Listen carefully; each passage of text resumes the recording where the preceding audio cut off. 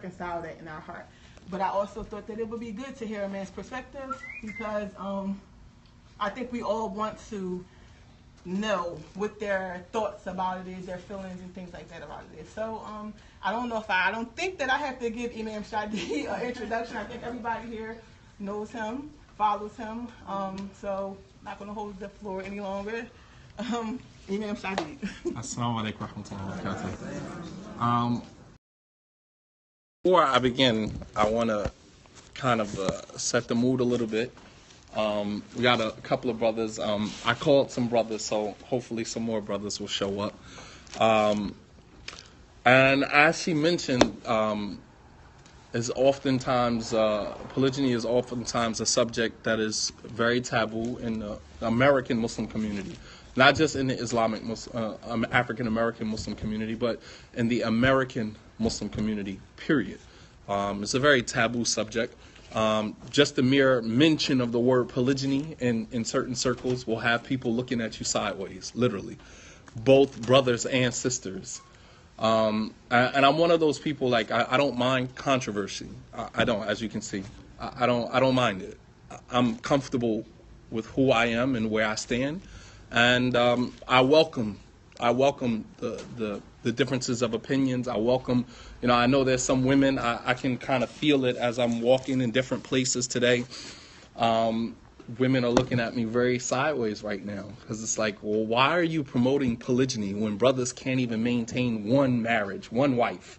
And here you are, promoting, brothers taking more than one wife. And I don't know. Is there anyone who feels like that here right now? Yeah, no, raise your hand. I have no problem with that. Well, not necessarily. Well, that's another thing that people don't really understand, that me being in polygyny is promoting it. And I travel with my family, I travel with my wives on the Eid and Jumu'ah and things like that. It's very normal to see me get out of a truck and all three of my wives get out of the truck with me. That's very normal. It's normal to see me get out of a car and one wife is in passenger seat and another wife is in the back seat. That's very normal for me. All right. It's not normal for many men in the community, and that's not me showboating. Right. That's not me showboating. Quiet is kept. That was me before I became Muslim, which is why I felt so comfortable doing it in Islam. It was just second nature to me. It was almost like this was what Allah subhanahu wa ta'ala designed specifically for me, because that's how I was before I became a Muslim. And I mean, like, I'm not afraid to address those issues. Men, we sometimes get embarrassed when we become Muslim to, hide the fact that, you were a player, you had multiple women.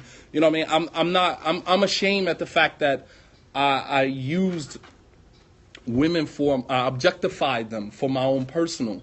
And Islam helps us to, refine our outlook on women and see them as human beings with needs and, emotionally, sexually, financially, just as we have. And that removes the whole objectification part from it. And to see them as human beings that have needs, that have wants, and puts the responsibility on the man to make sure that he supplies the women with those needs. So in Islam, although, polygyny is an allowance, it is also a responsibility that comes with a heavy burden of accountability, if in fact it is not done in the proper way.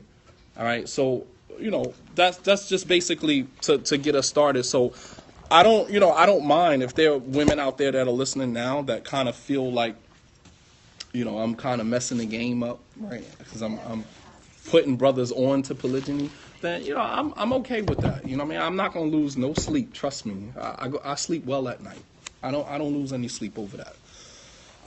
But there's a couple of things that I wanted to talk about today before we, kind of get into the whole issue of polygyny. Is number one, I was on my way here. I was thinking about some of the things that I wanted to address. And one of the things that I want to talk about is that people, especially second, third generation Muslims, they look at polygyny as a convert thing, right? They look at polygyny as like this convert thing that, he must be a convert, right? And when I hear that, what it says to me is that converts are the only ones that come into Islam and seem to kind of find things about the religion that were like buried underneath the dirt from the Muslims that were already here, that you just didn't want us to find. And then here along comes this convert and stumbles across something and then just kind of revives it. And then it's like, oh, he must be a convert. You know, it's like converts, they take things so literal and so serious. You know, the Muslim community would be better off had these converts not come into Islam and stumble across these things and revive these things and upset the social norm, right, of our society. I don't know. Do you guys get that? How many of you guys are converts? I mean, all of us converted at some point, but our first generation converts. 2, 3. I'm a convert. You know, I converted to Islam 20 years ago. All right. And I can tell you from the time that I converted until now, the American Muslim community wasn't all that great. I don't know if you thought it was. Right, we used to have Eids in the park and nobody wore black and nobody talked about this Salafi stuff, and all of this new stuff came along and destroyed the Muslim community. I'm sorry, the Muslim community was already in shambles. It was already in shambles going back from the 70s when most of you guys transitioned from the Nation of Islam or from the War of Deen community, right, into what is called Sunni Islam. There were a lot of steps that were missed along that way. Evidenced by the fact that many of the Muslim community lost 2-3 generations of their children. That wasn't due to converts who converted to Islam. That had to do with the transition, and a lot of things were lost in that process. You know, the going from wearing the khimar with behind the ears with your earrings showing to wearing all black, and then you're not teaching your children exactly why that transition happened, and you know the proper way of covering, and your daughters were left to kind of figure it out for themselves and just became overwhelmed with the transition and decided, you know what, to hell with all of this. The boys, the Muslim boys, we coming home and we're saying TV is haram, music is haram, after we was just partying yesterday, right? We were just snapping our fingers and partying, you know, Muslims, partying. And then we come home tomorrow and say, all right, no more TV. TV is haram, music is haram, and we're going to live this, you know, ascetic lifestyle without explaining, without going through the proper process and the proper channels. And then our sons were like, you know what, this is a little too extreme for me. I'm going to keep the Islamic culture. I'm going to cut the pants above the ankles. I'm going to grow my beard. I'm going to have a nice little shape up. I'm going to wear my kufi back so everybody can see how cool I am. But I'm still going to sell drugs. I'm going to still smash women. I'm going to still do me, right? But I'm going to keep the culture of Islam. So this whole thing, this whole idea that, you know, converts were the ones that came in and kind of destroyed the Islamic community, I'm sorry. The American Islamic community was already in shambles.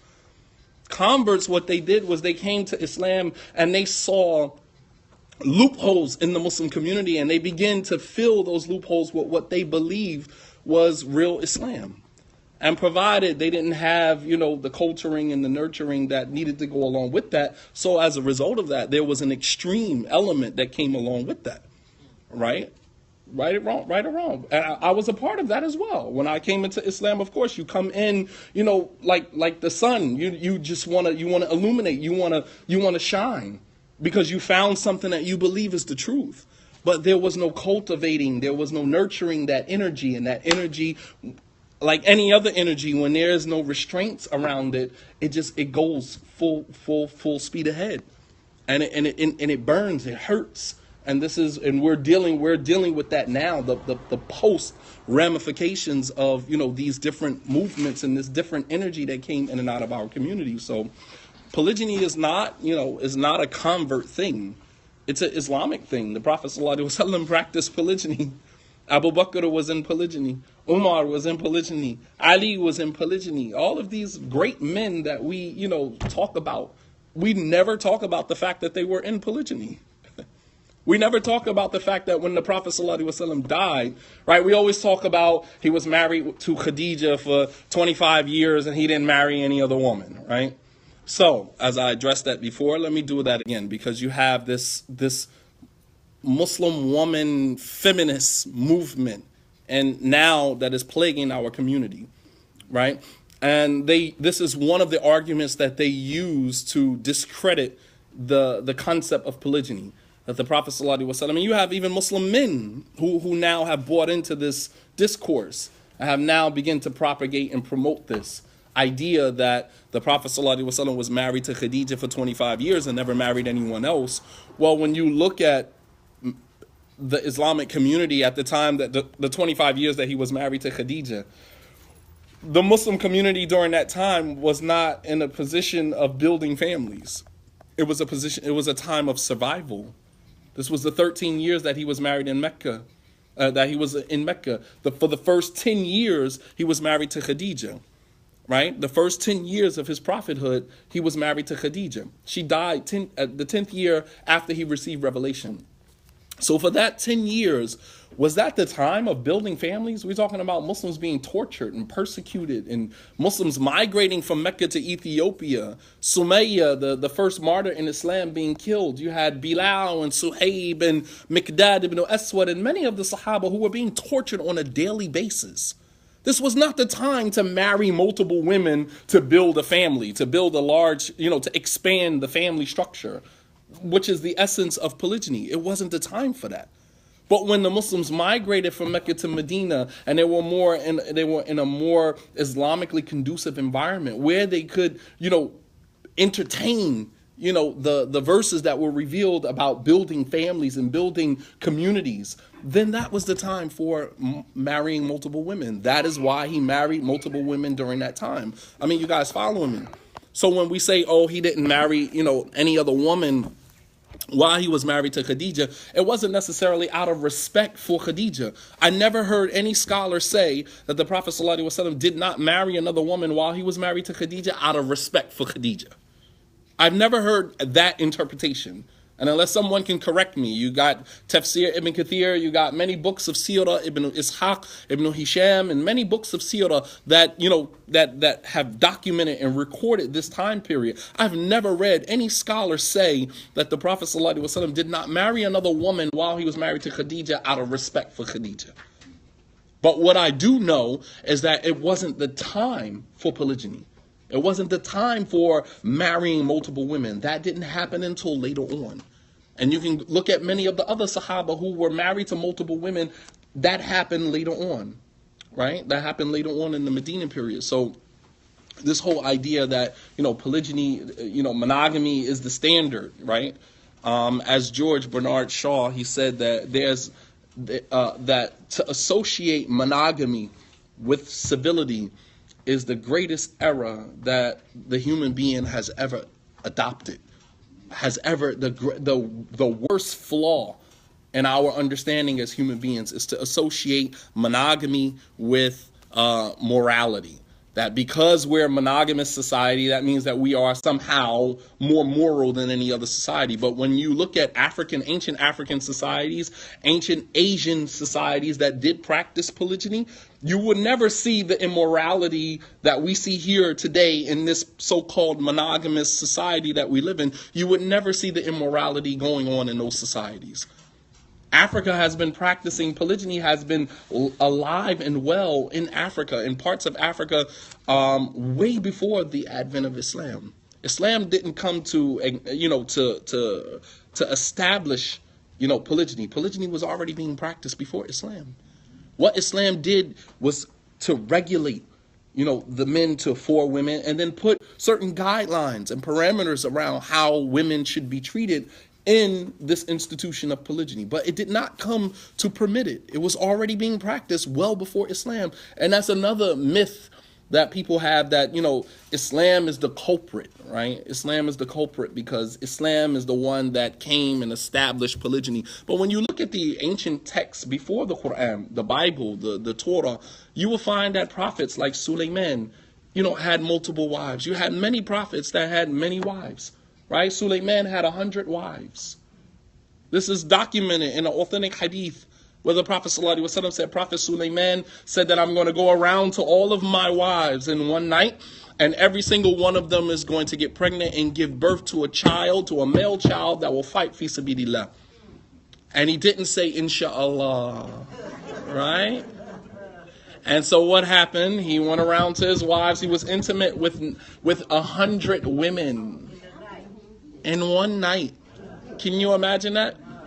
There's no masculinity on the face of the earth today that can match that. Right? Even for brothers who are in polygyny. Right? Because we think that when we go into polygyny, sometimes we're overestimating ourselves. I got 3 or 4 wives. And then, when those 3, what we don't realize is that the older a woman gets, the greater her sex drive becomes. And it's the opposite with men. The older we come, our libido begins to decrease, not increase. Right? So while we're priding ourselves on having multiple women also comes with sexual responsibilities as well.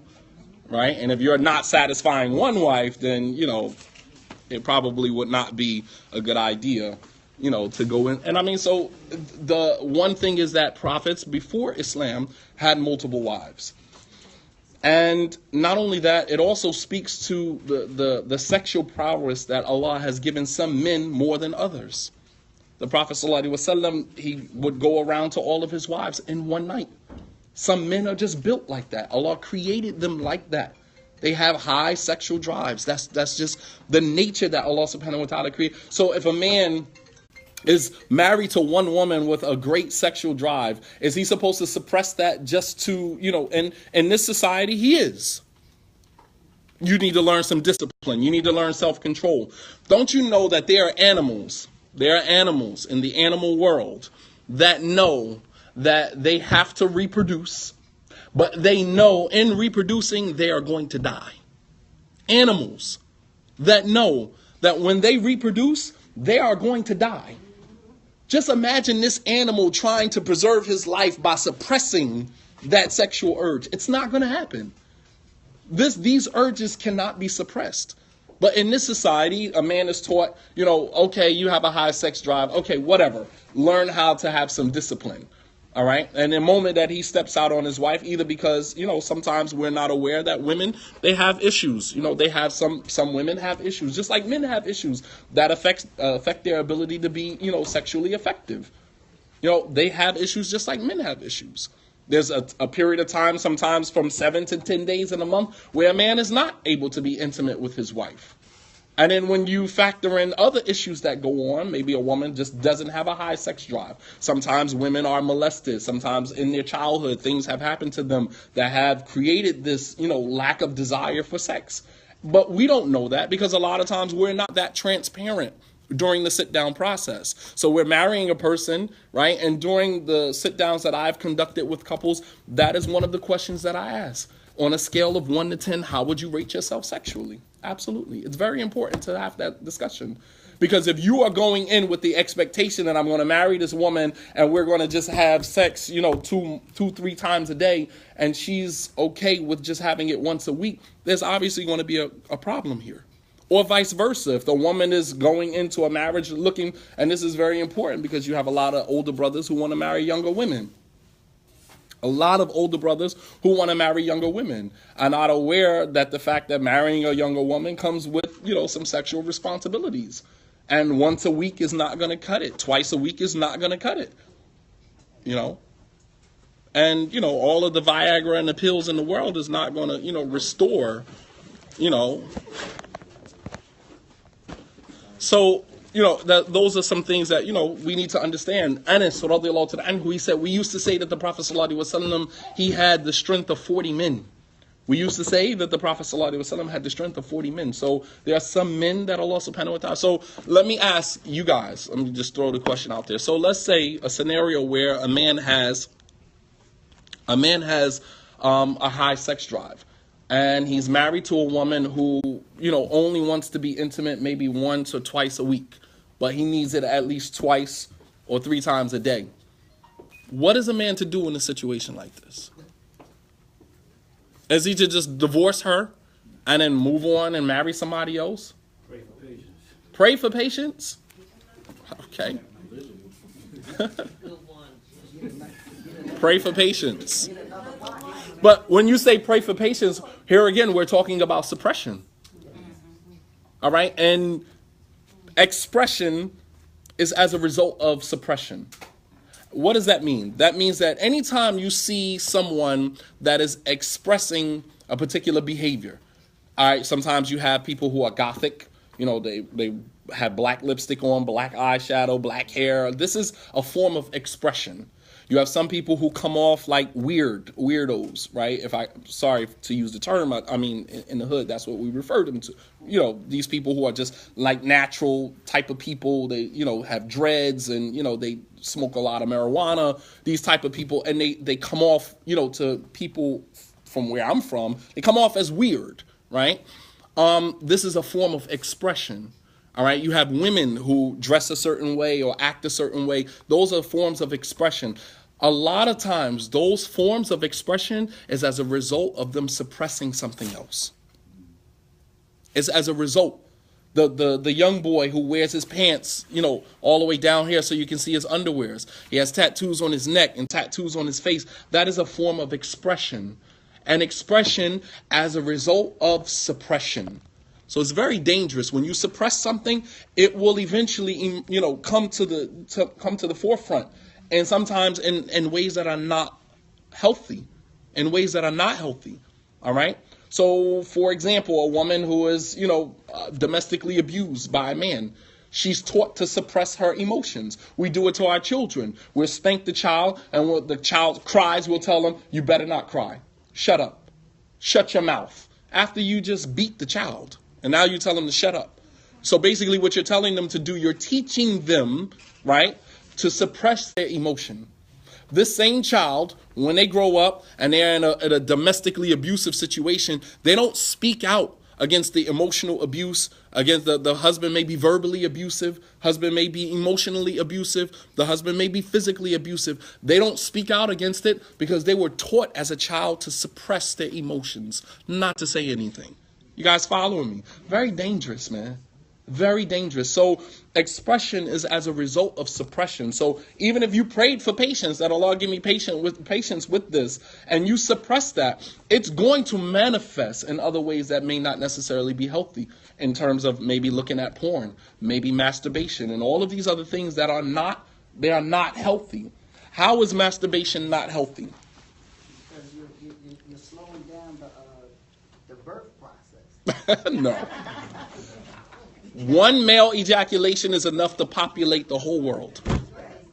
Did you know that?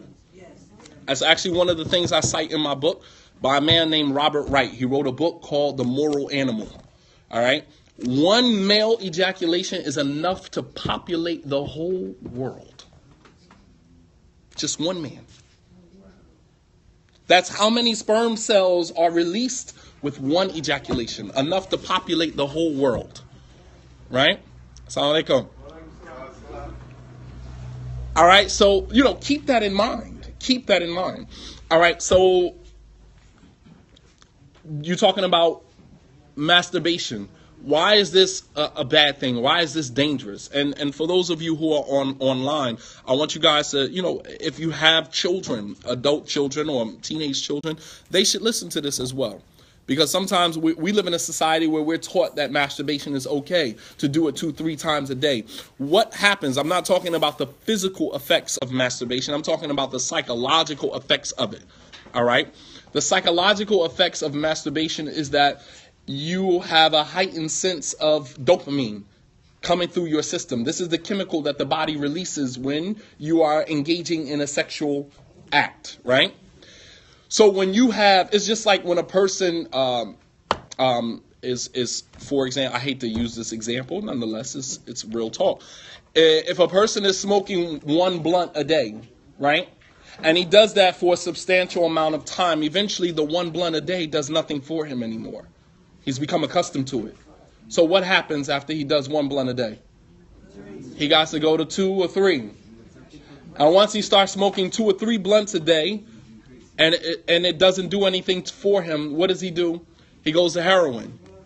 Or he starts to mix the marijuana with cocaine because he needs a higher high. He has been desensitized. So when a man masturbates on a constant basis, he is desensitizing himself to the actual act of sex. And as a result of that, he requires a higher high. So when he goes to be intimate with a woman, it does nothing for him. You have some men that cannot be intimate with their wives unless they're watching porn, because they have desensitized themselves so much that sexual relations that Allah subhanahu wa ta'ala legislated between man and woman do absolutely nothing for him. And this is the same thing with watching porn. It does the same exact thing. You're on a stimulated overload, and therefore you need a higher high. This is not doing it for you anymore. Very, very important for us to not to play with these emotions, man, not to play with these feelings. Yes. So is it against Islam? You have some scholars who say that it's not haram, if in fact it will stop a person from committing fornication.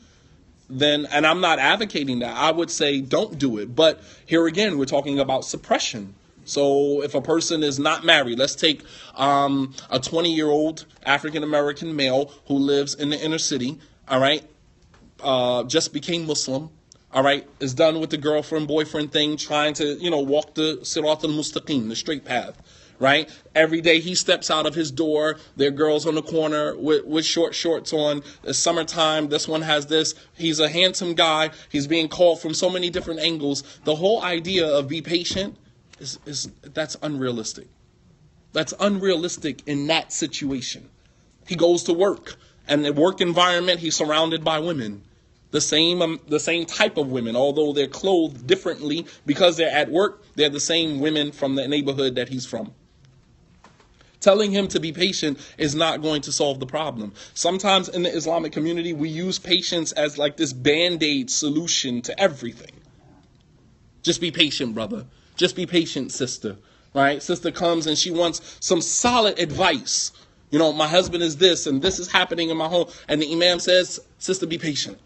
Nah, be patient is not sufficient in that situation. You're putting a band-aid over an open wound that is bound to get soiled in blood. It's not going to suffice. The scholars have a maxim in Islam, and which is basically a principle, and that is a dhulm yurfa, that oppression is removed immediately.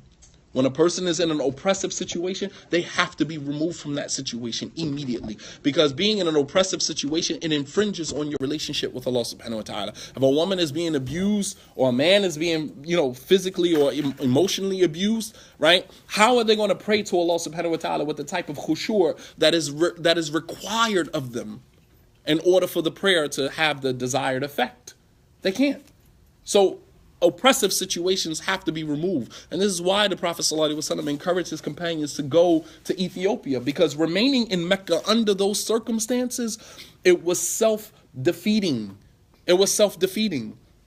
Counterintuitive, because they're not going to be able to benefit from prayer or fasting or anything else under those conditions. So they have to remove themselves from that environment altogether. All right, so, it's very important for us to understand, the ramifications of, these suppressing these emotions. So I'm not necessarily saying that if a guy has a high sex drive that he has to go and marry another wife. But what I am saying is that polygyny is there as an alternative.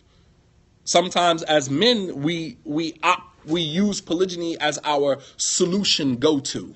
Right? We having problems with one wife. All right, you're not going to act right. I'm just going to marry somebody else. That's not the solution either. But we're using polygyny in the wrong manner. So polygyny has now become, the boogeyman for the sisters. So every sister is afraid that the husband is going to, at some point, throw polygyny out there, right? And now she has to deal with that. Right, so she's on her best behavior, not because she wants to please Allah or she wants to set a good example for her daughters, right? She's on her best behavior because she knows if she fouls up in this marriage, her husband is going to throw polygyny in her face, and then she has to deal with that. Right or wrong? So using polygyny as this kind of threat that I'm going to do this, I'm going to marry another woman, and this is all out of frustration, because as men we want control. So we'll use divorce. I'm going to put you in iddah, right? That's the best that you can come with. Including myself, I'm guilty of that as well, because I didn't grow up with a father. I didn't grow up in a home where, my parents were married, right? I didn't grow up in that type of environment. So we're left to kind of just figure it out as we move along. We see the void that is in our lives and we know what not to do, but we don't know what to do. You follow me? So as men growing up in homes like this, we get married in Islam. We don't necessarily know what to do. We know what not to do because we've seen, the void that has, our own family structure has created in our lives. So we know what not to do. I'm not going to be absent in the life of my children the way that my father was absent in my life. But how do I become a father? How do I be a good father, an effective father? That we haven't gotten to that chapter yet. We kind of figuring that out as we go along. All right. So the same thing applies to marriage. So we want control. To some degree, that control is our right. That we have some level of control over our situation. There was a discussion that went on on a radio station in Philadelphia yesterday, and it was called Toxic Masculinity. Toxic masculinity. And they were basically talking about the guy who just killed the older gentleman on Facebook and how he used his girlfriend as, the premise for that action. That his wife, I think her name was Joy, that, he was asking everybody, do you know Joy? Oh, you don't know Joy? Well, I'm going to do this to you because of Joy. Right? So they were saying that this is toxic masculinity, meaning because this man did not have control over his situation, he's going to lash out on or at someone else. And although I don't necessarily agree with the term, right, because it's very suggestive, however, I understand that does exist. It does exist. That men sometimes, especially as African-American men, we believe that when we don't have control over a situation, then we have to use aggression. We have to become aggressive until we have control over the situation. And when we do that, we don't necessarily have control. You put a person in fear, that's not control. And what we should have in Islam, what Allah subhanahu wa ta'ala has given us as men, is not control. Allah uses the word qawama as maintenance. You are the maintainers. He didn't say the controllers of your wives, right? Allah subhanahu wa ta'ala said, "Ar-rihuma hadha qasmi fima amlik fala tulumni fima la amlik." He said, "Oh Allah, this is my distribution amongst my wives and the things that I have control over. So don't hold me accountable for the things that I don't have control over." And he was talking about his heart. You don't even control your own heart. How are you going to control the heart of somebody else? How? You don't even have control over your own heart. The Prophet said, "Oh Allah, this is my distribution amongst my wives and the things that I have control over," meaning his wealth and his time. He says, so don't hold me accountable for that which I have no control over and you have full control over, meaning my heart, meaning which one of my wives my heart inclines towards more than the other. I don't have control over that. Allah subhanahu wa ta'ala has control over that. So we're essentially, jazakallah khair, we're essentially, frustrated. And then we'll use divorce. I'm going to put you in iddah. Say it again and I'm going to divorce you. And it's just, it's an indication, it's indicative of our weakness as men because we're not strategic to find another way to get the woman to, to acquiesce. And to just, to be in that moment, to live underneath, those, circumstances, with cohesion and harmony. So we have to force her hand by threatening her with divorce or even worse, threatening her with polygyny. So I'm just going to marry another woman.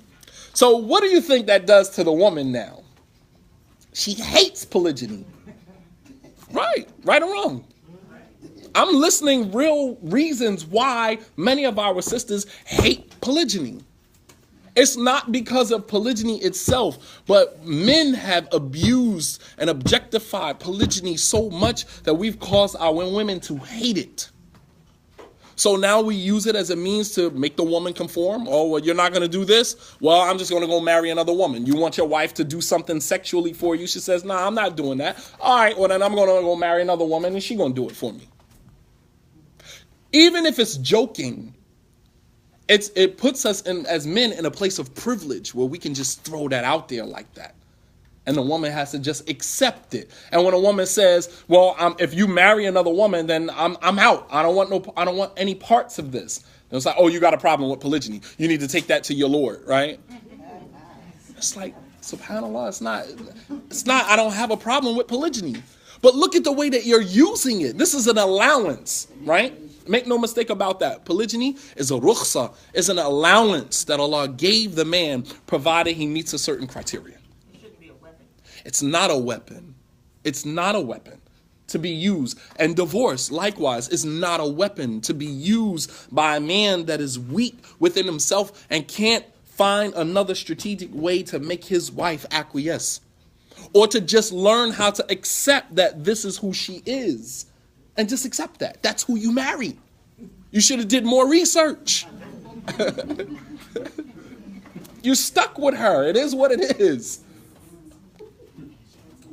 These things should force us to do more research. Huh? What'd you say? She's stuck. Stuck.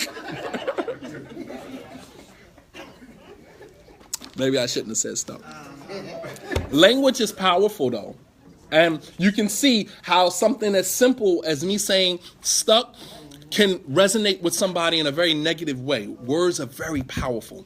So if I said something as simple as you are stuck with her, and it could rub somebody the wrong way, what do you think it does to a woman when a man says, well, I'm gonna just marry somebody else. I'm gonna go marry a second wife. I'm gonna put you in polygyny. I mean, like we say that from a place of privilege, that Allah subhanahu wa ta'ala has given us that. And we're abusing that position that Allah subhanahu wa ta'ala has given us. Someone said the bad things is that most Muslims who are not religiously educated tend to abuse the religion. Yeah, that's true. It is abuse. It is abuse. Hurt people hurt people. We've been abused. So we're going to, project that abuse on other people. That's what we do. So, polygyny is not to be used in that manner, in that fashion. None of the Prophet ﷺ's companions, nor did he marry another woman because one wife wasn't acting right. I don't even know what that means. She's not acting right. Right? We have to change the language. No, I'm serious. Like, when younger brothers come with this language, she not acting right. What does that mean? Come on, Ak, you know what I mean. No, I don't know what you mean. You have to explain that, because that's a different language. I don't speak that language. I don't speak that language. So you need to, I'm going to put her in idda. What does that mean? Put her in idda. What does that mean? What is idda? That's the waiting period. Okay, so you're going to put her in a waiting period? Does that even make sense? You're going to put her in a waiting period so that you can decide whether or not you want to marry her or not? And you're already married to her? Does that even make sense? We have to correct the language. Language is powerful. Language is very powerful. When Jibreel came to the Prophet ﷺ, he said to him, Iqra, read. Read. It's powerful. The first thing Allah created was what? The pen. Write. Read. Write. Don't you see where I'm going with this? Don't you see how important education is in our religion? It's important. There's a whole surah in the Quran named Surah Al-Qalam, the surah of the pen. A whole surah, a whole chapter in the Quran named after the pen. This is very important. So, wherever there's a lack of education, there's going to be a lack of abuse of these things. The other thing I wanted to talk about is that, women kind of look at this book and think that, this is, me promoting polygyny. In a sense it is. But in another sense, it's not necessarily promoting it, but it's helping women to understand why. The why. Why does a man need another woman? Why does a man want or desire another woman even though he has a good woman at home? Why did Jay-Z cheat on Beyonce? I'm just keeping it real with you. Why did Carmelo Anthony cheat on Lala? I'm throwing contemporary issues out there because these are women who are in our society considered or held up as standards of beauty. And these men are married to these women who are supposed to be the standard of beauty, but yet they still cheat on them. They still cheat on them. So I'm asking the question, why? Why does a man have a beautiful woman, a woman who's there for him his day one, and why does he still cheat on her? Why? Good question. I would like to hear from the brothers. Why? Real talk.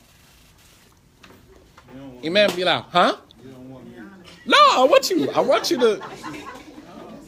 But I just want you to tailor your language. Tailor. It's in a man's nature to have more than one woman. It's in a man. You believe that? It's in a man's nature to have more than one. Huh? No. Listen. We have to have respect for people's opinions, even if we don't agree with them. If we don't agree with someone's opinion, we should want to know more of why you believe that. Please elaborate. You said that men are just naturally wired to be with more than one woman. Okay, elaborate. I sure can if I choose to, but I don't really. Well, the camera not on you, Sheikh, so you ain't got to worry about your wife, catching no. Huh? Oh, she's okay. You heard it? All right, stop dancing. Come on, give it to me.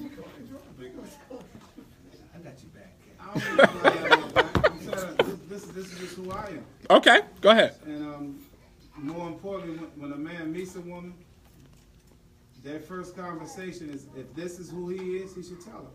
And she accepts him or she rejects him. That's right. When I meet a woman, I tell them, I've never been a one-woman man. I never will be. That's just who I am. Okay. So I tell them, it's their choice to be with me or not to be with me. I don't leave it up to me. I leave it up to them. For them to decide. For them to decide. Okay. And that's just who I am. Okay. He said that men are. He said that's right. To somebody is on Periscope. They like thumbs up. To be honest from the very beginning. Absolutely.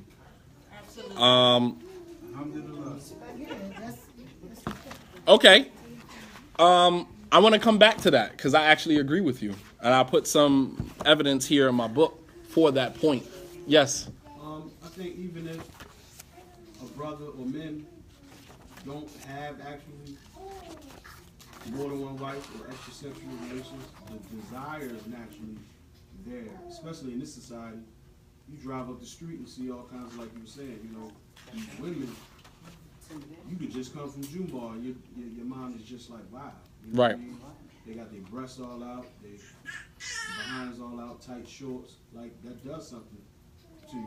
Okay. You know what I mean? So even if you're not acting on it, naturally your desire is already there.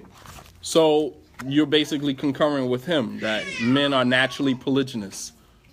Even if they don't act on it. Even if they don't necessarily act on it. Okay. Anybody else? Imam Bilal. Huh? I'm taking it in. I'm here to learn. We don't need you to listen. We need the imams and the masters to speak on certain things and give it to them. Make them say something. Okay, so I agree. I agree that, and I state very emphatically in my book that men are polygynous by nature, similar to what you said. Even if they choose not to act on it, that doesn't mean that men don't desire more than one woman, right? And there are actually some statistics that I mentioned here in my book about men being naturally polygynous. And that's something that I think that in the Islamic community has been overlooked.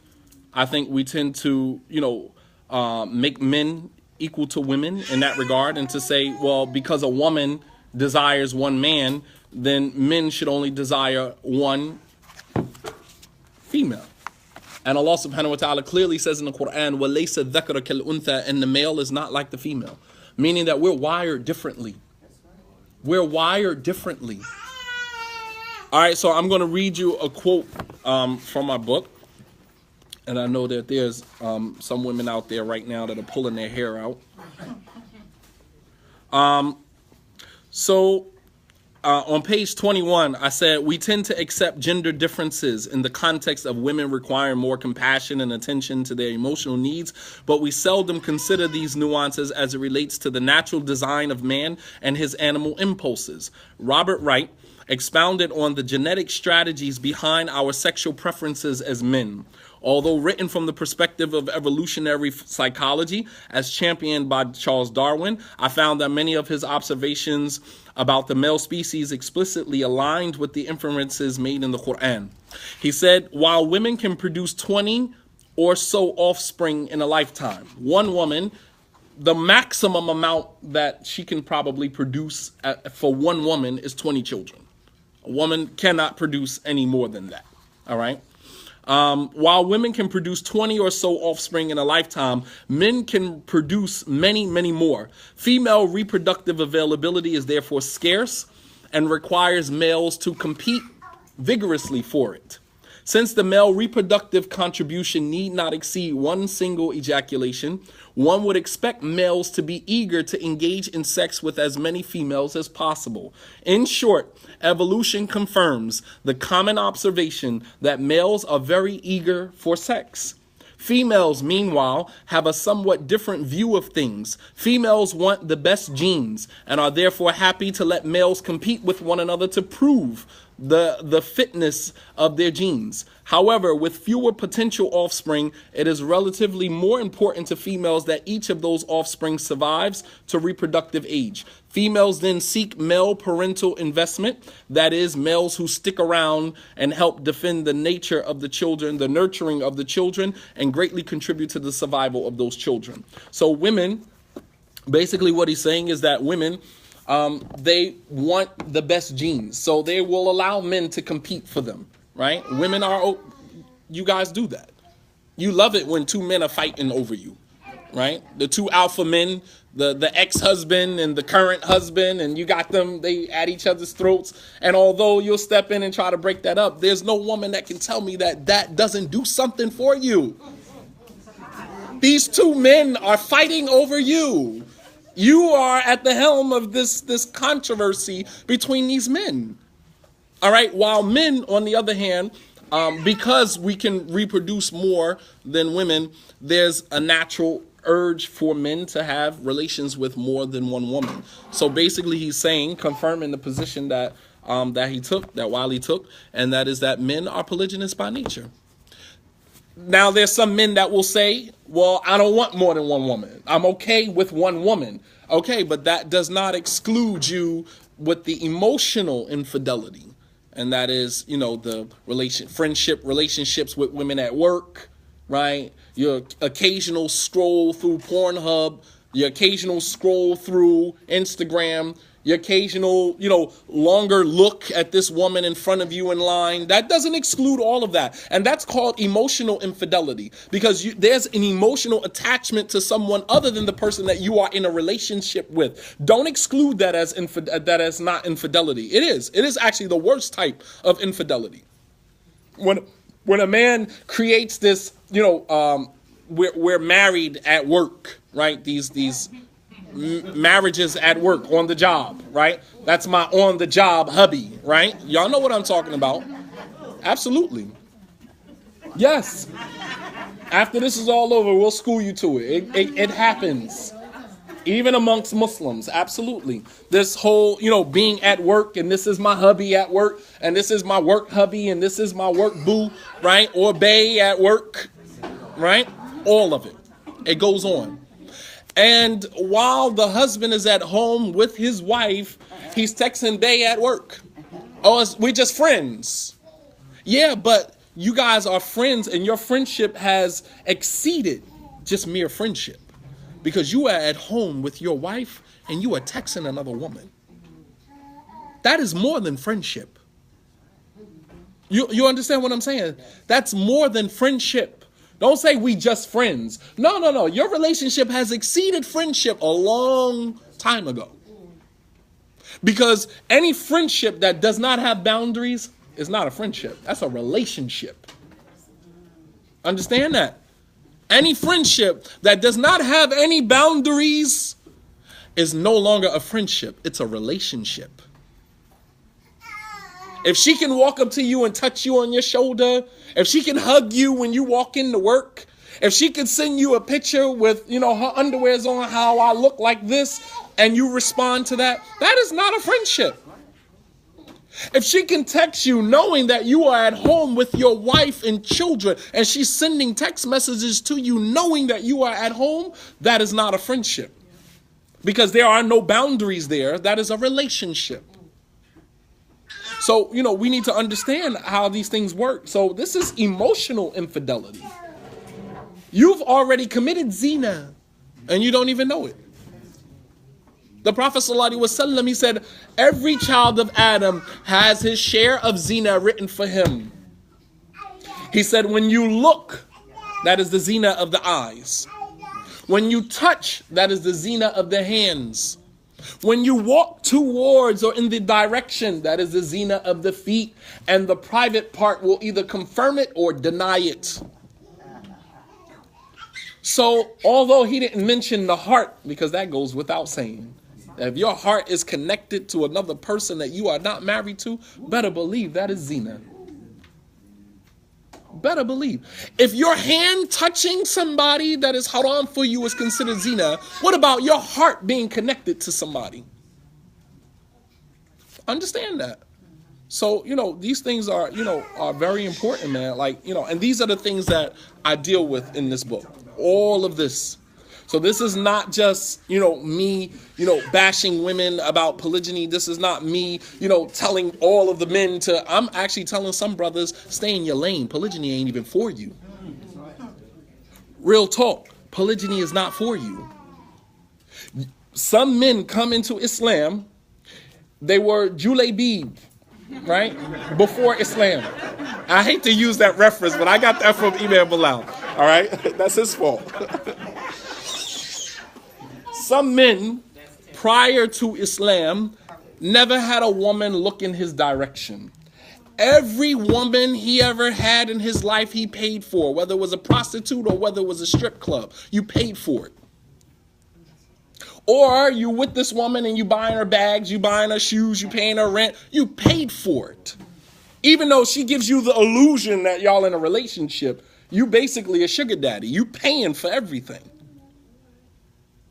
Come to Islam, and, the pool of Muslim men are very shallow. So women, unfortunately, you have slim pickings.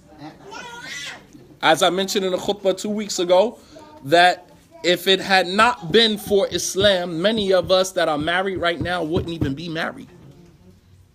And had it not been for the slim pickings of the Muslim men in the Islamic community, many of the Muslim women would not have even selected many of us to marry. Many women put a lot of things to the side to marry some of us. And then you'll have these same men that go out in polygyny.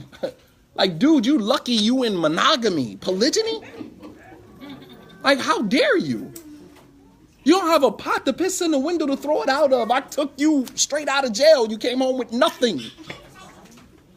And then now you want to marry another wife. Like, you got to be kidding me. Stay in your lane. Polygyny is not for some people. And I want men to come to that realization. As a man, you should not want to put yourself in a degrading situation. The Prophet ﷺ, he said, may Allah curse the man yahkiru nafsahu, that puts himself in a degrading situation.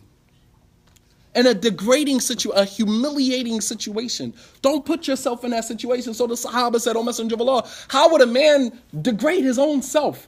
The Prophet ﷺ said, because he sees something wrong, sees someone violating one of the limits set by Allah, and then he says nothing. And Yawm al-Qiyamah, Allah will ask him, why didn't you say anything? And the man will say, because I was in fear of them. And Allah will say, I am more deserving of your fear than they are. That's how you humiliate yourself. I'm just taking the concept from the hadith. Don't put yourself in a degrading situation. If you know you can't afford it, if you know that you are not sexually, apt to satisfy more than one woman, you barely making the mark with one woman. And then you trying to marry. Look at the Prophet ﷺ. He would go around to all of his wives in one night. And he had 9 at that time. And it said, we used to say he had quwwata arba'in. He had the strength of 40 men. This ain't for everybody. And I really want brothers to stop thinking that you are like, sisters are like charity cases. And sisters have to stop selling themselves like charity cases. Because what you do is you give life to brothers who want to marry into polygyny who shouldn't be in polygyny. But they know that there's some desperate sister out there that will kindly marry into any situation simply because she just wants to be married. But if every woman stood their ground and, held fast to the principles that they say they have, right? Because, all of the principles go out the window when the right situation arises.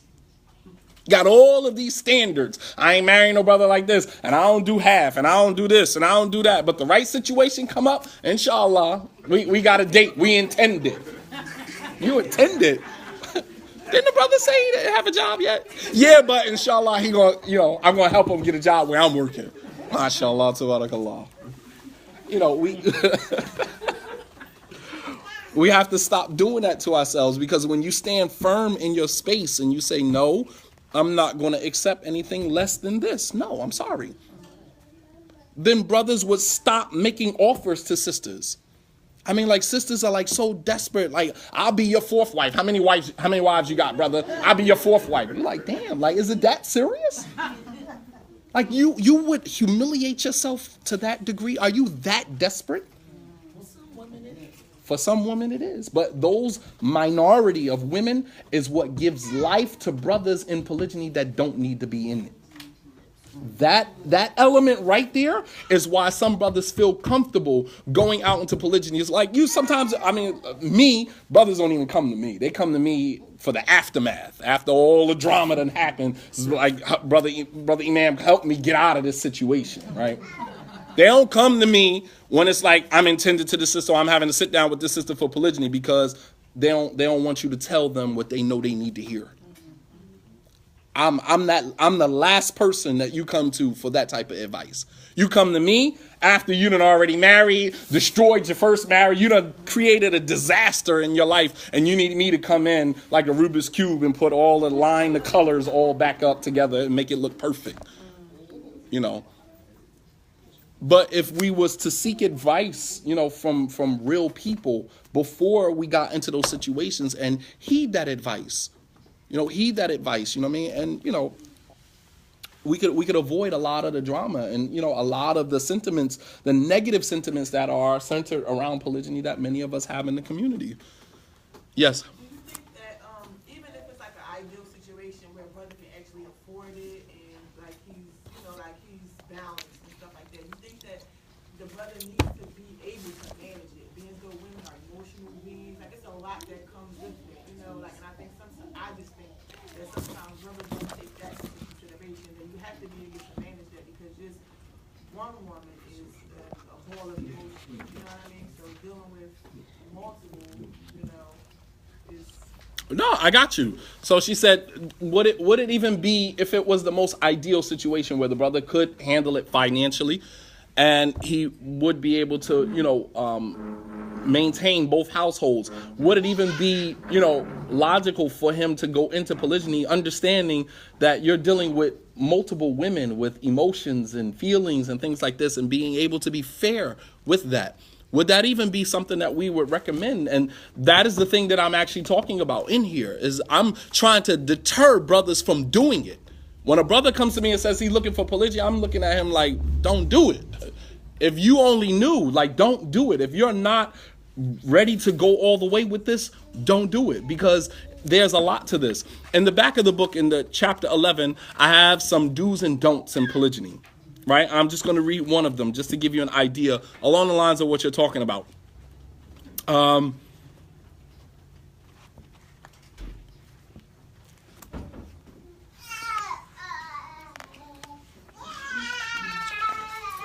So one of them was, one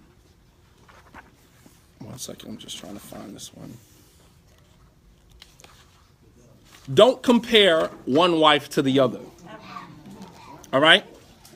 The beauty of polygyny lies in the diversity of the women that are involved and the individual experiences the man is going to have with each individual wife.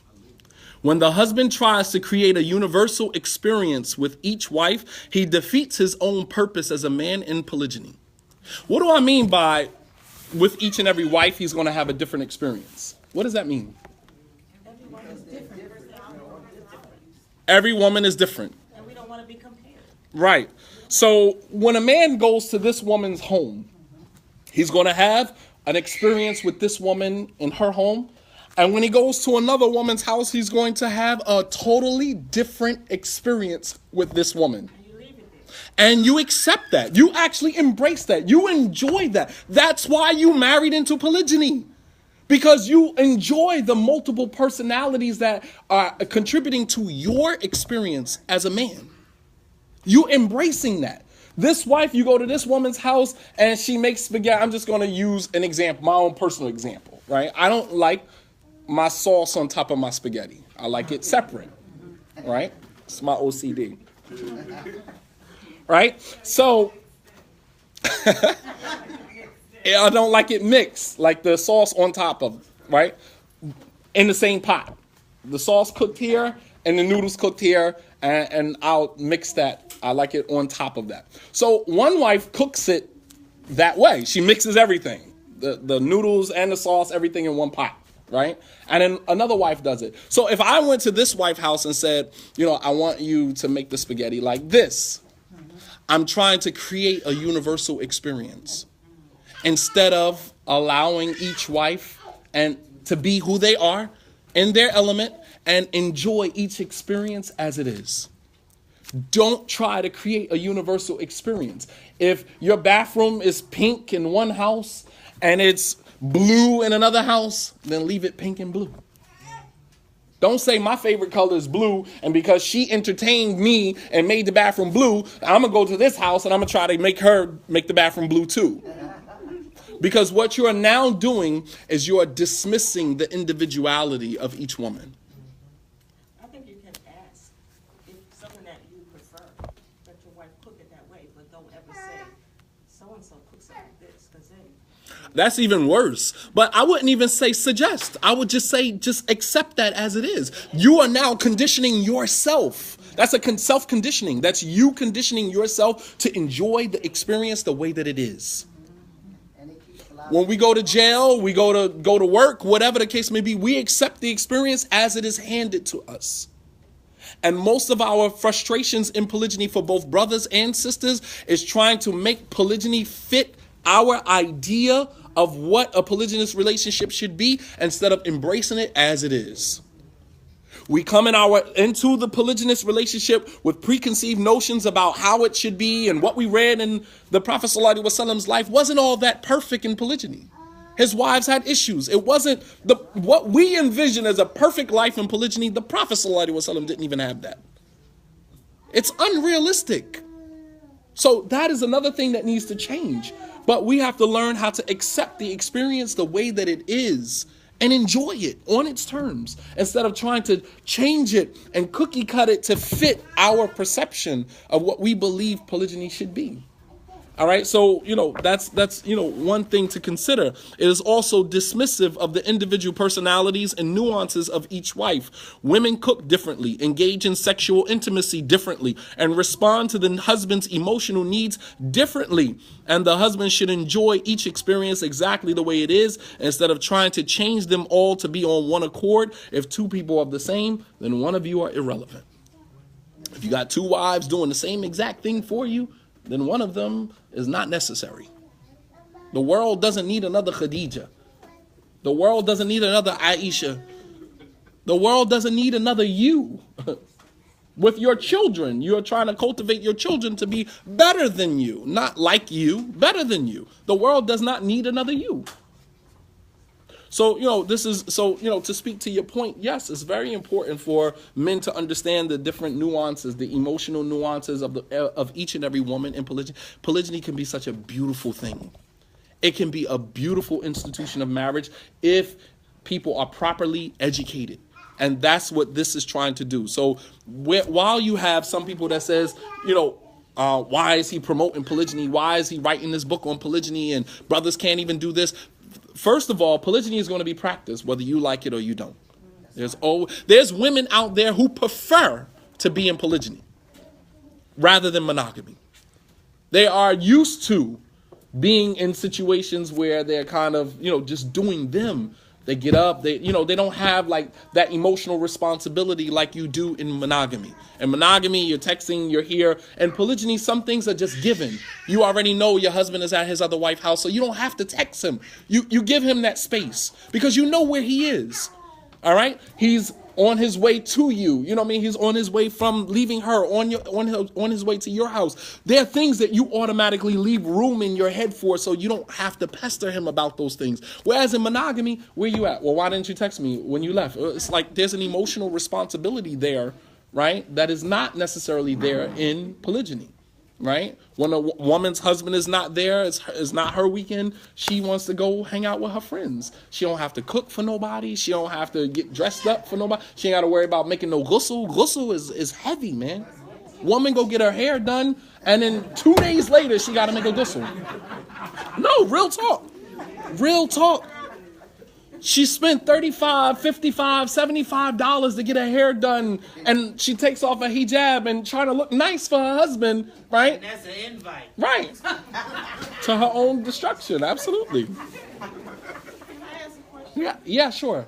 In polygyny, like I was talking to a sister and I wanted to know, like, the time that you spend with one wife versus the other. Do you check up on that wife? Like, suppose she's not hanging out and she's home and it's, like nighttime and, she's alone, in this world. I mean, I was curious about that. Absolutely. She's asking if a man is married to 2 women or multiple women and he's not with this particular wife this night, does he call or text and kind of check up on her to see how she's doing? Maybe she's at home alone. Maybe all her children are grown out the house, or maybe she doesn't have any children and she's home by herself. How does the man, help her through, those nights when he's not there, right? When he's absent, right? Yes, a good husband would. A good husband would, right? Call, check up on you. Hey, is everything okay? How you doing? What are you doing? Right? The younger couples, we text the WADIYA, what you doing, right? And yeah, we use acronyms for everything, man. Just letters for everything. Right. So yes, there is this concern for the other wife. Even the Prophet sallallahu alaihi wasallam, Aisha said that the Prophet sallallahu alaihi wasallam would come around and he would check on his wives, and she used the comment, she said, min ghayri masis, without sexual relations, meaning his relationships with these women were not sexual, which is why the title of the book is A Man's Perspective on Loving Multiple Women. The Prophet ﷺ was in love with these women. This was not a sexual experience for him, right? There were times, if it was about sex, then what about the women who the Prophet ﷺ refused to marry them? It wasn't about sex. There were hadith in Sahih al-Bukhari where the woman came and said, "Oh, Messenger of Allah, do you have any desire to marry me?" The Prophet looked up and down and turned his head away. "No, I'm good." If it was about sex, then he would have just taken advantage of the opportunity. What about the woman that he married? And when he got home, Aisha and Hafsa had told the lady, because they were jealous of her, right? These are games that women play, right? Even amongst the wives of the Prophet ﷺ. So Aisha and Hafsa went to her and told her that when the Prophet comes in to consummate the marriage, seek refuge with Allah from him. He likes when you say that. So when the Prophet walked in the room to consummate the marriage, she said, "I seek refuge with Allah from you." The Prophet said, "Well, you've sought refuge with the Most High from me. Go home to your family. You're divorced." He never even touched her. And when he found out that Aisha and Hafsa did that, of course he scolded them for that. But he took that serious. So if it was about sex, then what about those situations wherein he didn't, it wasn't about sex for him. So it's okay, man. All right, I gotta let you go. Go on, enjoy your life. So, it's very important for us to understand that, polygyny is not about sex. And this is where a lot of young men get it messed up. They figure, I'm going to go marry into polygyny because I need more sex. Right? That comes back to haunt you, because if your niyyah, if your intention is not correct going into this, that will manifest itself. At the core of every dysfunction is a lack of sincerity. At the core of every single dysfunctional situation is a lack of sincerity. That will manifest itself. And that's another issue that I mentioned in the book. As Muslims, as an American Muslim community, we oftentimes associate sex with marriage. And when you're ready to have sex, we got to marry you off. When our children start showing sexual tendencies, it's time to marry them off. Sex does not equal marriage. Because a child is ready to have sex does not mean they are ready for the institution of marriage. We have to stop doing this to our children. So they go into the marriage with the expectation that I'm going to have all of my sexual desires met, right? And then after being married, they realize those sexual desires are still there. They haven't gone anywhere. Marriage has failed me, right? So now I've given up on marriage. And now I'm just going to go have a plethora of sexual escapades without being married. This is the condition of many of our children right now because we failed them. We painted a picture of marriage to them that was not reality. We told them, because you're ready to have sex, you start showing sexual tendencies, you're talking to boys, you're looking at boys, time to get you married. And we push her off or push him off into the wilderness of marriage, unprepared, ill-equipped, and they make a mess of their lives, and they come out of that situation with a horrible experience, never wanting to have that again. I ain't getting married no more. Marriage. Who want to get married? Because they had such a horrible experience, including myself. And this is as a result of the Muslim community, because we're not preparing the children for marriage. We're telling them the moment you start showing signs that you're ready to have sex, we got to get you married. We're going to start having sit-downs. Basically, we're telling them that when you get married, all of your sexual desires will go away. They don't. They don't. Most times they're trying to save their children from the hellfire. They're trying to save their children from the hellfire, but they're using marriage to do that. That is an objectification of the institution of marriage. That's not what marriage is for. Divorce is, plentiful in our community. Plentiful in our community. There's probably very few of us in this room who have not experienced divorce, including myself. It's very painful. It's a very painful process. And as an adult, we kind of learn how to pick ourselves up off the ground and stand on our feet and, learn from that experience and then go right back into it again, right? And we have our apprehensions and our fears going into it again. But children, they don't, that hurts them. That impact causes them never to want to experience that again. I never want to go through that again. Maybe later, but in the meanwhile, in the interim, they're having relations, in a manner that is haram, and so it's very important that we don't teach our children to associate sex with marriage, and definitely not to associate polygyny with taming that desire. So if you're having this relationship with your wife and you feel like the desire is there, then I'm going to go and marry another wife. You're adding more problems to the problem that you already have. That does not solve the problem. That creates another problem. Taming your desires is not done with marrying another woman. That's a self-responsibility for you to do that on your own. You go and marry someone else and bring them into your space to help you solve a problem that you should be able to do on your own. By fearing Allah subhanahu wa ta'ala. By being conscious of Allah subhanahu wa ta'ala. The Prophet ﷺ said, in the body there's a lump of flesh. If it is healthy and sound, then the whole body will be healthy and sound, including your private part. And if it is corrupt and unhealthy, then the whole body will be corrupt and unhealthy, including your private part. And that part of that lump of flesh is the heart, not another woman in your life. Because you can very well marry another woman and that desire is still there. So what do? Go and marry another one? And you keep marrying until that desire is no longer there? Or do you come to the realization at some point that this is my responsibility, not somebody else's?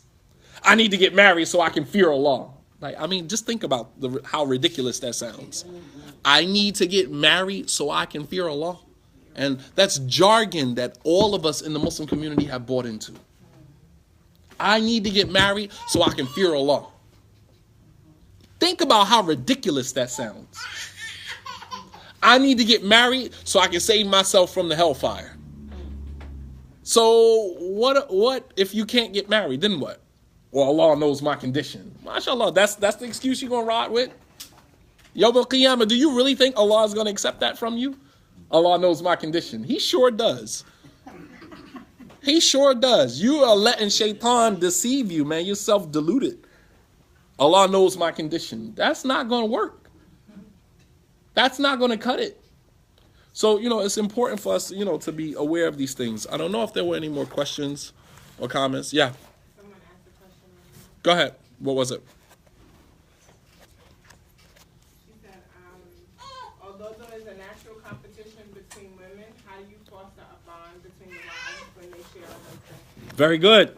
How do you foster a bond between women when they share a husband? When women are not competitive. Women are territorial. I don't think any woman here would say with a straight face that she's competing with another woman. Men are competitive. Men, that's our nature, to be competitive. You buy a cherry red Ferrari, I'm going to buy a cherry red Bentley. You know what I mean? I gotta outdo you, right? That's our nature, is to be competitive, right? Women's nature is not to be competitive. Women are territorial, which is why they have high levels of jealousy. Jealousy is a fear of losing something that you believe is exclusively yours. That's what jealousy is. It's a fear. It's a fear. Women are territorial, meaning they want this man for themselves. They're not competing with another woman. But sometimes you will find in polygyny, this unfriendly competition where this woman, because she went out and she did this and she saw that the husband responded a certain way, then she figured I can get the same response for him by going and doing the same thing. Right? Whether it is going to get your hair done a certain way, if the woman gets her hair dyed blonde, then the other wife sees that the husband liked it, and men have to be very careful in polygyny. You have to learn how to be diplomatic. And your tongue can be the most dangerous thing for you in polygyny as a man. Because you exposing something to one wife will upset the order that was going on in that home just because you let that out. Oh, well, such and such got her hair dyed today. And she's like, really? What color? What color, right? And don't let women get, sweet talk you into giving you information about another wife. You have to be diplomatic about that. And I actually have, that's actually one of the do's and don'ts in chapter 11. And let me read that to you. I talk about exposing secrets of one wife to another.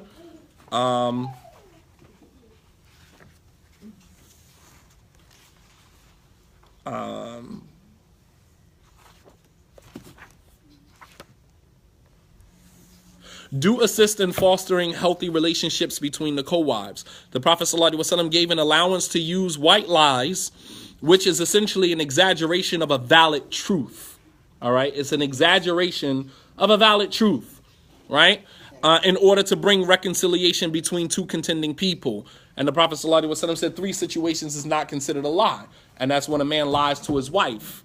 Right? It's not a lie, not a blatant outright lie. It's an exaggeration of a truth. For example, if your wife cooked a certain food and it was disgusting, you can say to your wife, the food was good. I don't mean this food. I mean your food in general is good. But you are leading her to believe that you are referring to this food. You see how that works? But it's a valid truth that's exaggerated, that is stretched a little bit in order to bring happiness or to bring reconciliation. So if I knew that Wali and Bilal had issues, I could go to Bilal and say, well, Wali told me he loved you, man. And he might have not said that to me in those words. But I'm conveying that to Bilal to give him an idea that you guys need to dead whatever is going on between you because he really has love for you, right? So it's an exaggeration of a valid truth. So if a man is, married to 2 women or multiple women, he could possibly go to one wife and say, well, Khadija, had a lot of good to say about, the overgarment, the shoes you had on today, mashallah. She gave you some really good compliments, and basically you're planting a seed. That's right. You're planting a seed. So the next time they cross paths, maybe they only see each other on Jumu'ah. The next time she cross paths, she's going to feel obligated to extend that. Hey, you know what? Your overgarment looks nice, because she's remembering what her husband told her last week. You see how that works? So he's now working diligently to create or foster healthy relationships between the wives. And that's very important for him to do that, right? And there are tons of other things that he can do to do that. However, so how much more would that allowance be granted if it is used to foster a healthy relationship between one family unit? And you have to understand that a man being married to multiple women, that is still one family. That is still one family. That is not, oh, I got my family over here, my family over here. Nah, they're all your family. We only use, I hate the fact that we have to use first wife, second wife, just, to identify the sequence and identify, who was married at what time, because that does play a part. That is very important to women, to be acknowledged as the first wife. Some women take pride in that. They built their whole reputation off of that. I've been married to this man for 20 years. And now he goes and he marries another woman. Like, I'm supposed to just dismiss the fact that he's been married to me for 20 years before she became a factor in our lives? No. And the Prophet ﷺ, he never let Aisha forget that. Aisha said to him, she said, why do you keep mentioning Khadija when Allah has given you somebody better than him? Dismissing that relationship, that experience that he had with Khadija. And although Khadija was deceased, he corrected her. He said, Allah did not give me better than Khadija. Meaning you are not better than her. She believed in me when nobody else believed in me. She aided me with her wealth when nobody would give me a dime. And she had all of my children. You are not better than her. He never took that away from her. You understand what I'm saying? He never took that away from her. And sometimes a second wife or a third wife, they come in and they expect the husband to just completely dismiss. And we're all equal. No, you're not all equal. I've been married to this woman for 20 years before you were even a factor. You're not all equal. And you have to be comfortable enough as a woman in polygyny to accept that and to respect that. Because the mere fact that you have the luxury of being in polygyny is off the back of this woman who was here that preceded you 20 years ago. You understand what I'm saying? The only reason why you are here is because of her. And in many instances, the first wife prepped you for the second wife. I'm just keeping it 100 with you. The first wife, the reason why you are a factor as a second wife or third wife or fourth wife is because of the first wife. So the Prophet ﷺ, even though Khadija was deceased, he never allowed anybody to take that away from her. Allah did not replace her with someone that is better. And he recalled all of the things, and that's emotional loyalty. That's emotional loyalty which men don't understand, including myself. New woman come in, we forget all about everything, and we're so inundated, intoxicated with this new woman. And the wife that preceded is like, yo, like, what about all the promises you made to me, all the stuff that you said we would do? Especially if you take this woman, this is a no-no in polygyny, right? The places that you've shared with your other wife, you never take another wife, ever. That is emotional violation, emotional disloyalty. You don't do that. If you and this wife have this restaurant y'all go to on a regular basis, that's y'all spot. You don't marry another woman and take her to that spot. I wouldn't care if it was across the street and y'all were hungry. We're not going to that spot. There's a certain level of respect that you have to have for the experience. I mean, mind you, a woman in polygyny, she only has you for a fraction of the time that a woman has her husband in monogamy. Right? So the experiences that she has with her husband are her experiences. Don't take that away from her. They're special. Don't take that away from her. And by you dismissing that as, it's just a restaurant. To you, it's just a restaurant. But to her, it has sentimental value. You understand? Even if it's just a restaurant. These are mistakes. Imam Bilal, you holding your head down, shake like, am I tapping into some... Am I taking the tape off of the live wire? Like, you kicking it. Can I ask another question? Yeah, sure. I don't know if you covered this before I got here. What about benefits? What do you mean? Like, when you marry, insurance, things that, say like if a law calls you back, the husband, what, can you like elaborate a little bit on that? Because sometimes that's a little difficult. Well, if we're talking about benefits, were you talking about health benefits? Health benefits or life benefits or Life insurance and things like that? Everything that's Okay. left over, like, different houses. Well, I don't necessarily have a life insurance policy. Allah subhanahu wa ta'ala is my life insurance policy. When he calls me back, whatever I have will be distributed amongst my children as Allah dictated in the Quran. So that's my life insurance policy. You have some people, Muslims, who have bought into this idea of having a life insurance policy. They've taken out 100,000, 200, $500,000, whatever, and they pay a certain portion every month. Wallahu a'lam whether that's even permissible Islamically. Nonetheless, for those who do have that, whatever monies are left behind, that is to be distributed amongst the family members as Allah subhanahu wa ta'ala dictates in the Quran. But what about your job? Suppose you have a job and you have insurance benefits. Who goes on the insurance? Well, obviously, the first wife is probably the one who will capitalize off of that. However, it is the wife's responsibility in the event that the husband is deceased to make sure that that wealth is distributed. Now, if the woman decide to become territorial at that moment, which will probably not be the most optimal time to be territorial, because now you are playing with money that is a right of those children that are his children. And if that money does not reach the hands of those children, as Allah subhanahu wa ta'ala mentions in the Quran, then you will be accountable before Allah Yawm al-Qiyamah.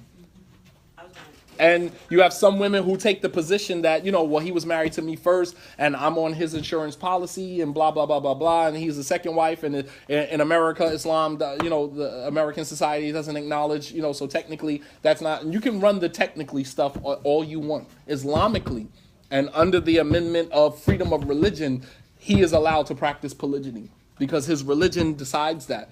And if you decide as a woman to say, well, I'm securing this for my children, they're all his children. It has nothing to do with you. It has nothing to do with you. You know what I mean? Like as his sons, they take more than the mother. They take more than you in terms of inheritance. So, I mean, it's very important. It's very dangerous. But that's a good question. That is a good question. But the husband should, if he is in polygyny, what he should do is write a will. Every man should have a will. And in that will, it should be stipulated what should be given to who and based on what. Not to leave that to the women to decide, because death changes everything. We see that even with our non-Muslim families. You know what I mean?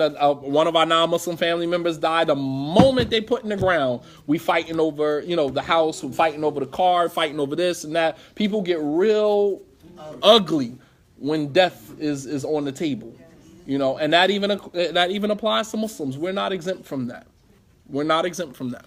If you would want to at one time practice polygamy, do you recommend that a brother get married in court with his first wife?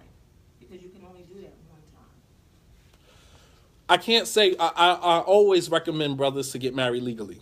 That's important for the security of the marriage. And then, of course, in certain instances, they don't recognize the Islamic marriage unless it's done. For example, if you want to put your wife on your insurance, some insurance companies don't acknowledge the marriage certificate from the masjid. So you have to go get married legally. I personally ran into that problem myself with Blue Cross and Blue Shield. They would not take my marriage certificate from the masjid. I had to go get married legally. And at the time, I didn't have multiple wives at that time. And so then polygyny becomes a factor later on.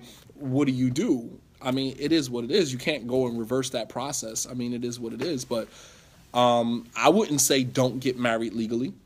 But, being married legally will only be to one wife, obviously, Yes. Do you think that African American Muslim women are spoiled? And I ask that question because, different parts of the world, like you mentioned earlier, like Africa specifically, different parts of the world, Muslim women expect to be one of multiple wives, one of, many wives. Do you think that are spoiled? Very good question. Good question. She said, do I think that Muslim women or African American Muslim women, and not just African American, just Muslim women in America, period. American Muslim women, are they spoiled? Because women in other countries already expect to be in polygyny. They expect their husbands are going to marry multiple women, or they're going to be one of three or one of two or one of four, right? And Muslim women in America tend to, write that off as that's not going to happen in my house. I'm going to marry my husband and it's just going to be me and him. I wouldn't say that they're spoiled. I just would say that their expectations are in sync with the society that we live in. And in our society, monogamy is the standard, but there's this intersectionality, right? That we're American Muslims. So we're going to have an American experience, but that American experience is also going to overlap with our Islamic experience. And we have to leave room that polygyny is a part of Islam. And when we say, I'm going to get married and polygyny is not a factor, and basically you're just having an American experience. And Islam is not, and you have many, especially foreigners, they're having a completely American experience. It's not an Islamic experience. They're Muslim, but they're having an American experience with Islam, which is why the hijab is not an obligation for them. They can take it off because it's just a scarf. But it's That's mostly in the African American community that polygyny is practiced. In this, well, the reason why, in my opinion, the reason why polygyny is prevalent amongst African Americans is because when you look at foreign Muslims that come from Arab countries or Indian or Asian predominantly Asian countries, polygyny is not a factor in their countries either. In some places it's actually banned. In so-called Muslim countries it's banned. And then you have some countries like, for example, the UAE. I was in the UAE since August, and that was the first time I had ever been exposed to polygyny as a society. They actually give stipends to the men in their country to take on second wives because they have such an influx of women in the community, and a lot of the Emiratis, they marry outside of the Emirates. They marry women from Malaysia, they marry women from Indonesia, they marry Caucasian women from other parts of the world. So that leaves a huge deficit for the women, the citizens. They're already minorities in their own country. Yes, Emiratis are minorities in their own country. The expats are actually the majority. So they actually give extra incentives for financial, assistance for men who want to take on second wives. So you have some countries where it is practiced, but for the vast majority of the Muslim world, polygyny is not practiced like that. It's usually reserved for sheikhs, imams, and people who have wealth, money, rich people. The common folk, the lay people, they don't engage in polygyny. That's unheard of. But It's even because as you can imagine, I have had so many conversations leading up to that. Mhm. Even like I've talked to some sisters, and I'm like, even if it's not for you, because it's not for everybody. right. It's like they don't accept it. Like this is what Allah said. This is in the Quran. This is not. It's like almost denying it. Yes. And I think that sometimes like we've gotten so. That's why I said spoiled, because it's just like, okay, maybe it's not for you. Maybe this is not what you want, but you still have to accept it. And they almost like they don't even want to accept it. Right. Like, Absolutely. like, I agree. what is that? I agree. Maybe we can have some of the other women elaborate on that. Why do you think that there's such an aversion? Let somebody else put their hand up. I'm gonna have multiple women. I already know that. Alhamdulillah. What do you guys think is the reason why women just will not accept polygyny? Before I accepted Islam, the man I was with, we were together for years. We got into Islam, and I told him outright, I'm the only wife. Right. I am the only wife. But after we were together for 25 years. After before we broke up, I got to the point where, look, please go and get another wife. I was ready to share him with somebody else. And he was like, I don't want another wife. No, I want you to be with somebody else. But we haven't been together now, and lo and behold, he got another wife and married her. So we, after 25 years, it got to the point where at one point there was no way there'll be a second wife. Right, right. But then finally it was like, please, go find another woman. I don't mind sharing you. You know, it So, got to that point. okay. So, again, why do you think there is such an aversion, almost to the point of denial? You know, Muslim women in America deny the fact that polygyny is a part of our religion, and they want absolutely nothing to do with it. We have to be educated. Yeah. Okay. We come into Islam possibly because we met a brother and we become Muslim. But we're not educated. We don't know Allah enough to say we accept Islam. I mean, we accept polygamy. Until we get closer to Allah. And our relationship is between us and Allah, and not just us and our husband. Right. And we have to understand that our husbands don't belong to us. Absolutely. They belong to Allah, just like we belong to Allah. That's real So truth. it makes it a lot easier once we become educated. So the whole thing is based on us educating. So it's basically a fear because of a lack of knowledge. Is that what? Is that I what? was thinking fear, insecurity, and ego. Okay, ego. Elaborate. I didn't know women had egos. We're coming out of Christianity, where there's no polygamy in Christianity. Right. As far as we know, it is in the Bible, but they say that was taken out. So we're coming from Christianity, and there's no polygamy. So then we come into a religion where brothers are talking about 3 and 4 wives. You have to learn to accept it. If you accept Islam, this is a part of Islam.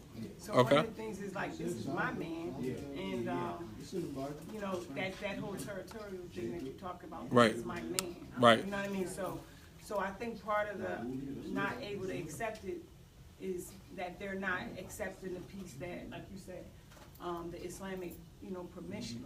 You know, they still stuck in the, I don't want to say dunya, but it's in the, I get the American way of, Right. you know, boyfriend, girlfriend, husband, wife, the traditional of this society that's Right. non-Muslim. Right, right. This is my man.